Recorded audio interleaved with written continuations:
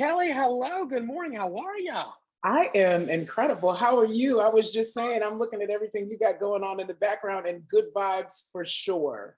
Good vibes. I wore good vibes for you because you're so inspiring, so inspirational, uplifting, upbeat. You have such a great personality about yourself, and I'm just so excited to get to meet you. By the way, my partner and I, we've been listening to your song Dance Party in the car.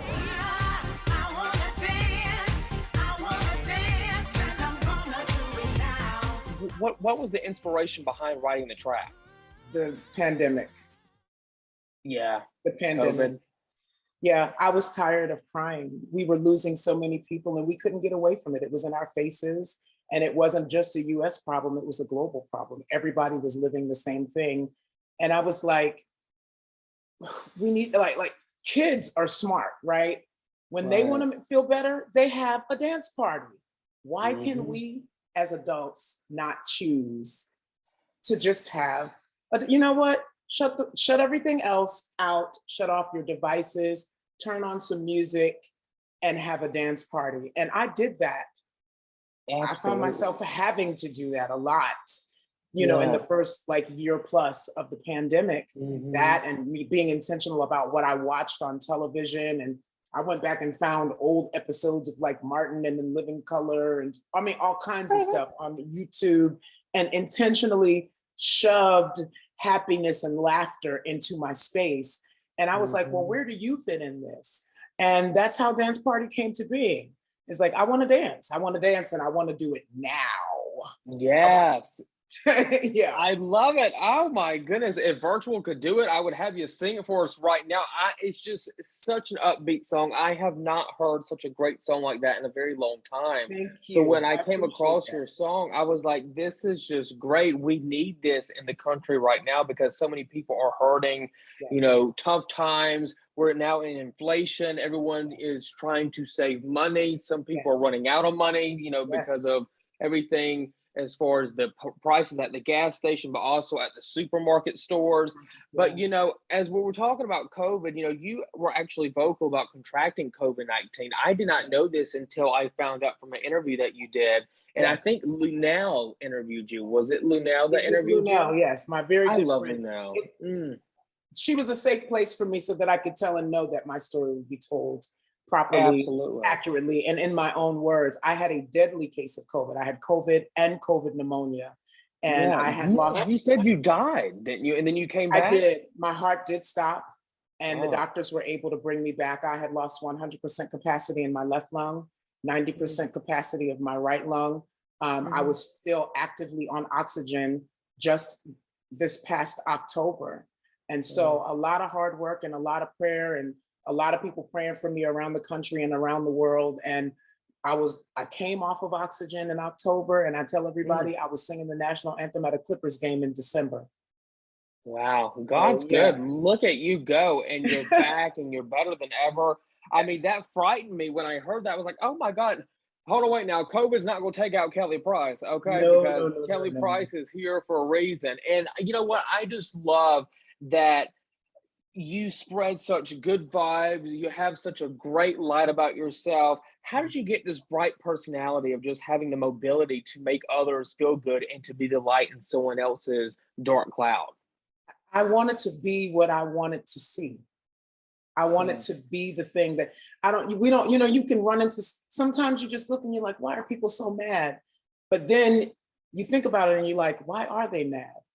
Mm, Something's mhm. wrong. You never know what's going on with people at home. You don't know what they're going home to. You don't know what the phone call is that they just had. You don't know.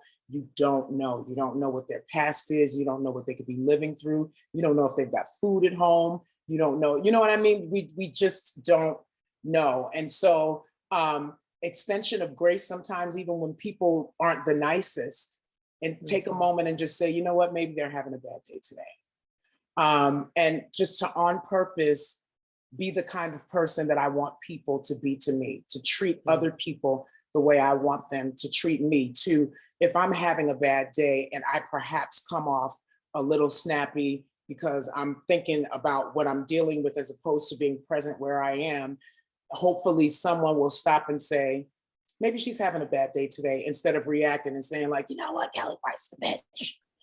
And going, you know what I mean? And going on a rant and like, and just because we all have those days. And then there are some people that are living a life like that every day. And so as I get older, I tell myself, be more great, extend more grace. Tell yourself you just don't know. You don't know what people are going through. You don't know what they're living with. Just smiling at somebody and saying hi may change the entire course of their day. Absolutely. To smile, it doesn't hurt to be nice. And I think that so many of us really need to have that mind of thought of, you know, you don't know what someone's going through. Like when we're on the highway and someone's making a slow turn to the right, well, you don't know what they might have in their vehicle to be going slow like that. I mean, you know, like the little things that a lot of us get really upset by, you know, if we're on the road, if we're in the store, if someone's, you know, taking a slow time, but then we're like, well, what's wrong with them, you know? But we really don't know what's going on inside of their own personal space, their personal life. And it's a really great way of how you put that. Yeah. I think we would find the world to be just a little bit kinder if we just try to. And it's not an easy thing to do because everybody's got some place to be, everybody. And I was born and raised in New York. So that's the city that never sleeps. The pace is extremely swift and everybody's in a hurry. Even when we don't have any place to be, you got to stay in a hurry just to stay in the flow of traffic. And I'm talking about on the sidewalk, not in a car. You know, sometimes we just be intentional and slow it down for a minute. Give yourself a minute to slow down, think clearly, give somebody else a moment to slow down, think clearly, and just have a moment. Be intentional and have a moment. I'm getting ready to start practicing meditation. I'm like, you think way too much. Meditation is so good. I think we should all do it from time to time, you know? No, I'm seriously going to do it because I lay down and I'm sleepy as I don't know what, but I'm already going through my to-do list for not tomorrow, for 3 days from now. And I'm like, this is insane. Go to sleep. Talk about that tomorrow. Like, so no, seriously, meditation. We all need a little meditation, especially being in this type of business. We're always on the go. We're always working, many long hours. I think our partners and spouses, they just don't understand how much work we have to do in this type of business. So I mean, I think a lot of people watch and they think, oh my gosh, like us doing this interview, oh, you know, that's so simple and easy, but it takes a lot of time to get it going, you know. The real work happens before this happens. All of the work that goes into just getting to this moment, people have no idea. When you are an entrepreneur, when you do this for a living, you don't have set hours. You know, some people go to a job, they clock in, and when they clock out, their job is over. Our days extend, and sometimes they run one right into the next. And you have to remind yourself, I haven't really laid down and gone to sleep in about 2 or 3 days. How about I try to get some sleep so I can think clearly? Right, absolutely. Well, let's talk about All Black's new series, A La Carte. You're starring in this show. How is it like to be part of this series with an incredible cast? Tell us more what this show is really all about, and then tell us about your character as well. So I'm going to tell you, first of all, Pauline Dyer, who really is the star of the show, she's Mahogany. I consider myself, and as a mom, this is so true. You've ever heard a person tell a story about when they get a new baby? People go from talking to you, and when they walk in the room, they walk right past you and go, how's the baby? So I kind of consider myself, I've hashtagged myself Mahoganys Mama. So this is Mahogany's story and her circle of friends. She's absolutely, like, she's murking this role.